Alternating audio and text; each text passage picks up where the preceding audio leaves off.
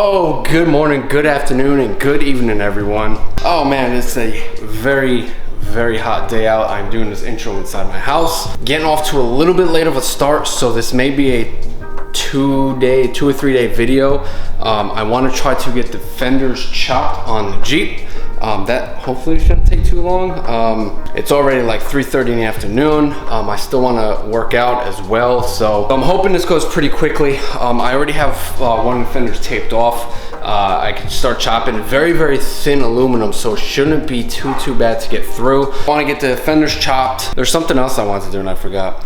I want more clearance, so if it flexes in, I don't want it really hitting the fender, because it does rub on a fender, rubs on the back fender as well. I'm not going to chop that yet until I get the rear bumper. So without further adu, let's go into the hot ass garage and see what we got. So we got the EVO sitting in here, and this is the line I drew out. It basically follows this little bump right where it actually starts going inward. I know a lot of people chop all the way up. It's a little bit easier of a line up here than down here, but I have this kind of traced out to where I want it, and it comes down.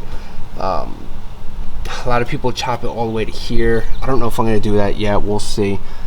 And then I'm going to have to weld something into here to kind of cover this whole area from water getting up and whatnot. So it is extremely hot out, so I'm going to try to hopefully get this all done today, and then the next day I'll pick it back up and I will be hopefully mounting the LED light bar. I don't know yet. Something else I wanted to do on a Jeep and I just don't know what it was. So let me put you guys up on the tripod here, and we will do a time-lapse video, because I'm not going to show you guys me cutting everything. Hopefully this goes quickly. If not, then I'm going to have one fender chopped and the other one's not.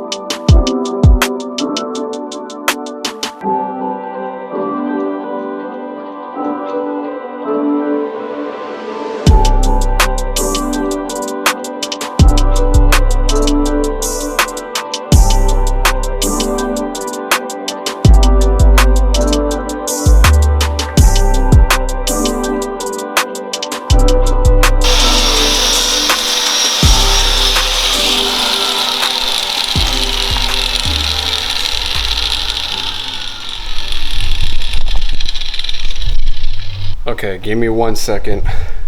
Everything was going good until I found this stupid bracket. So we ran into the problem with this bracket being here. I'm trying to cut it, but everything's hitting me in the face. I want to just cut it down so it's kind of level with, so about right there where that little mark is. Cut it down there, and then just come down here, and I'll be able to cut the rest of this shit off. Alright, so got this piece off, as you guys saw. Bolted this down. This is still jagged. I haven't smoothed it out yet.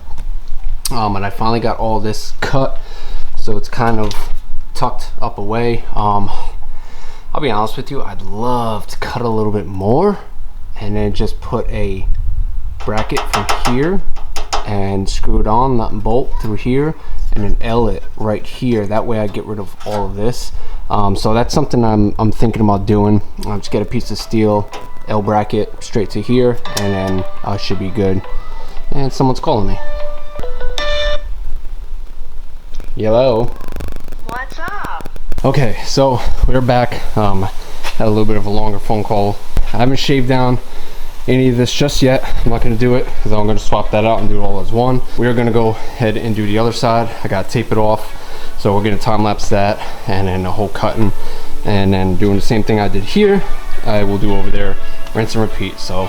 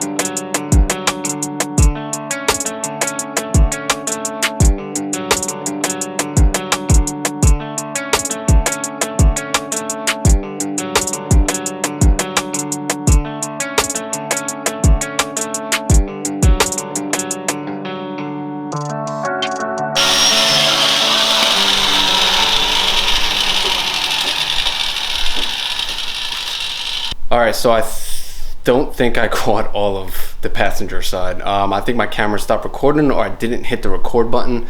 I guess I'll find out when I actually go to edit this video, but I'll show you guys. I got it done. Bear with me. The passenger side, we're gonna be doing a lot of finessing on that. Driver's side came out really good. I'm very happy with the driver's side, which is weird, is because usually the first time you do it, it's shitty, and the second time you learn. Second time I learned, but it came out shittier. Let me show you. And mind you, I haven't sanded everything down and whatnot. I think I'm gonna spray black in here as well.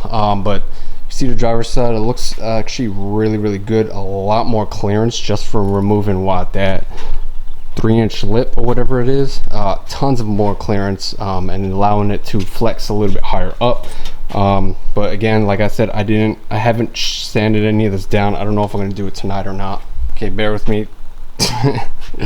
Oh god, the passenger side looks like trash. So you can see this whole thing is kind of like, it doesn't follow this seamless line, so I'm gonna have to shave a lot of this off so it's level with this, and it should even it out.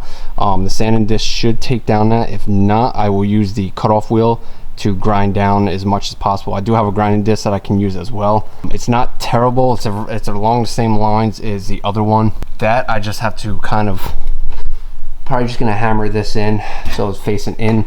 I'm gonna cut this little tab off as well, and then I'm gonna remove this. This is for the antenna. I don't use that. I'm gonna just do that, and then I'm gonna plug this hole. Overall, hard to tell. Let's see if I can zoom in.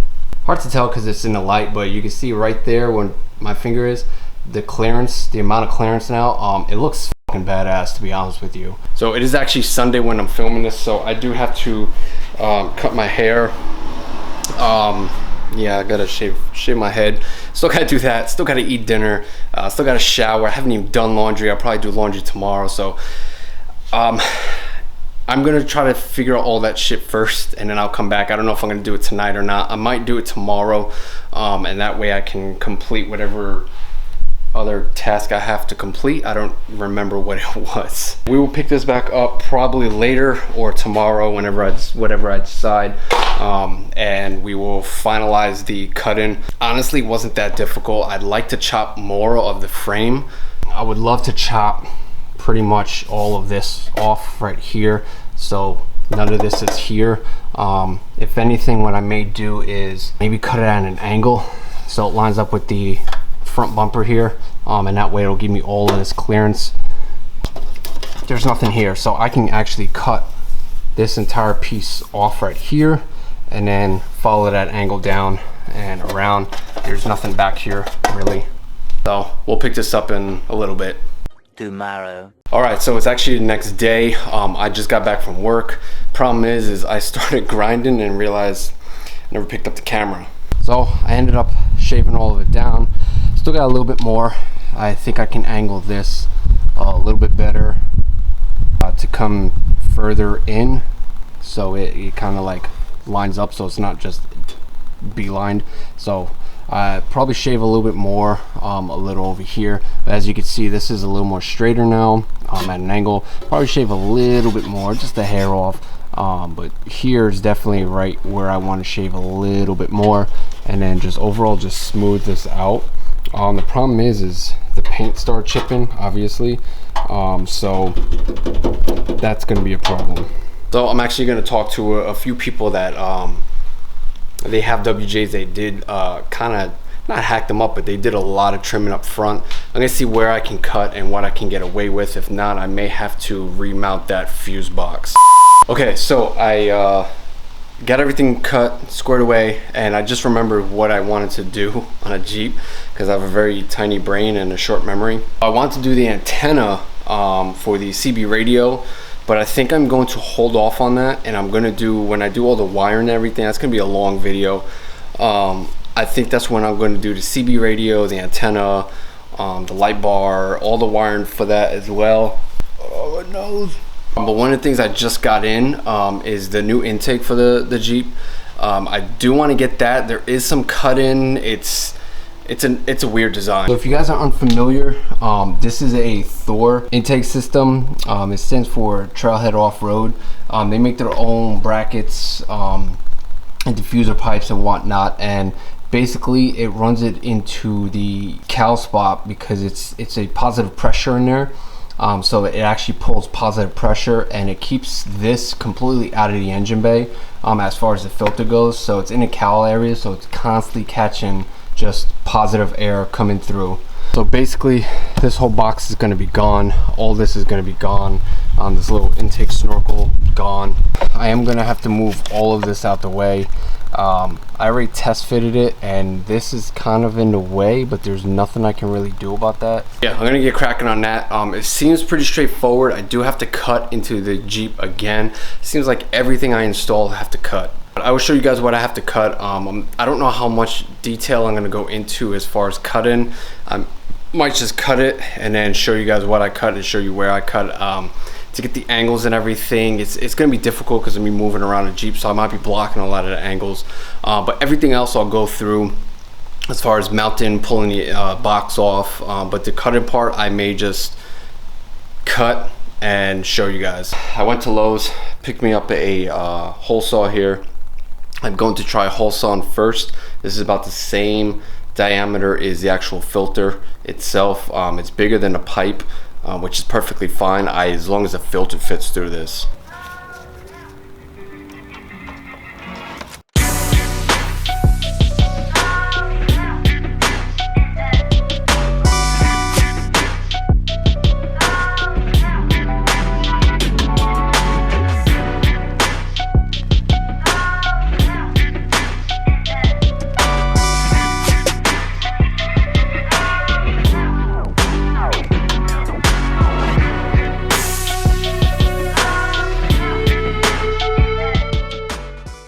Alright, so what you just saw me doing was taking the harness off.